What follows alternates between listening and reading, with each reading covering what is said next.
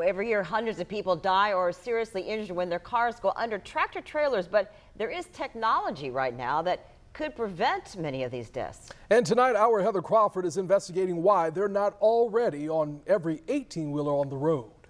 That's right, Anthony and Jeannie. These crashes happen all across the country. Take a look at these pictures right here of a crash the Jacksonville Fire Rescue Department shared with us. This one was deadly. It's a deadly side underride crash that happened a few years ago on Zoo Parkway. Tonight, what we uncovered in this First Coast News investigation. Her life was just starting. Roya Sadi had recently gotten engaged when the car she was riding in with her fiance slid underneath a tractor trailer. The 26-year-old died instantly. She didn't make it to the hospital. Actually, they found her hair on the tires of the trailer. This month marks 20 years since that accident, and not a day goes by that her mother, Lois Durso, doesn't think about her. The tire of the tractor trailer shredded her door. She says her daughter's death was preventable, and she's been pushing for a federal law to make sure this doesn't happen to anyone else. I mean, I lost my child. Roya died in a side underride crash. That's when a passenger vehicle goes under the side of a tractor trailer. The engine and everything that's there to protect a frontal impact before it gets to a vehicle occupant is rendered irrelevant in a side underride because the vehicle just goes right underneath the semi-trailer. This crash test video shows what happens. And unfortunately, most of those crashes are fatal or involve catastrophic injury. Joe Camerlango, founder of the truck accident law firm in Jacksonville, has seen firsthand the devastating effects. In my client's case, it was a full-size pickup truck that literally went right under the trailer and came out on the other side. And you saw what was left of it, nothing. He says these types of crashes can be deadly even at low speeds. The first impact is the windshield. Literally, side underrides have been fatal at 15 miles an hour. It doesn't take much because there's no protection. And, you know, in the impact of big versus small, that monster tractor trailer is always going to win. But technology exists right now that can stop cars from going under tractor trailers. Watch what happens when there's a side underride guard like the one in this crash test. In those crashes up to 40 miles an hour, we saw very low risk of a serious injury.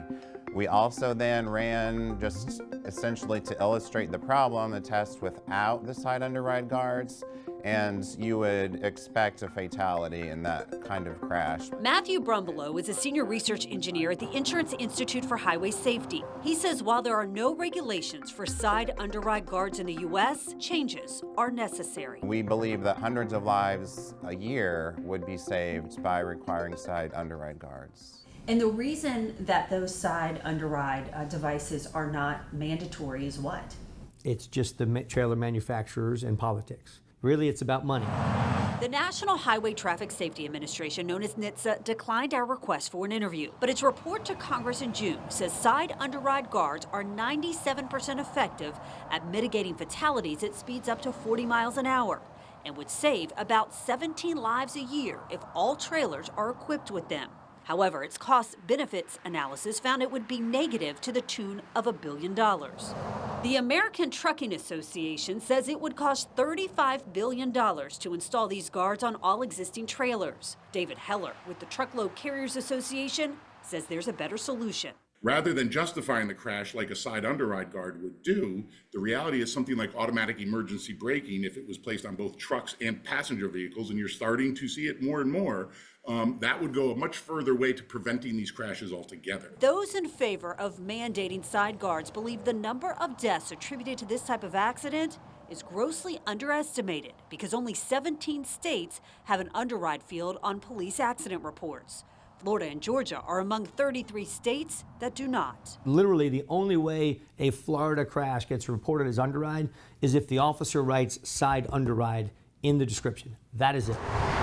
Like so many others, Roya's death was not counted as a side underride death because it was not written on the crash report. We can't get an accurate count, and that's one of the things that the industry does is, you know, there's not enough people dying in order, you know, to do something and to prevent underride. While Durso has been advocating for years for a federal mandate to require side guards, I think people will be shocked to know how many people throughout the country are dying of underride. She also wants an underride box on every police report in the country. People are dying every day because of underride. It happens in the blink of an eye, and there are ways to prevent it, but you know, if nobody knows about it, then nothing gets done. And you look at these pictures and you realize just why so often these are deadly crashes. Now, NHTSA this year started recommending that states collect this information on their police crash reports and in their electronic crash data systems. I did reach out to Florida and Georgia officials multiple times to ask if they plan to start collecting this information and how. I'm still waiting for an answer.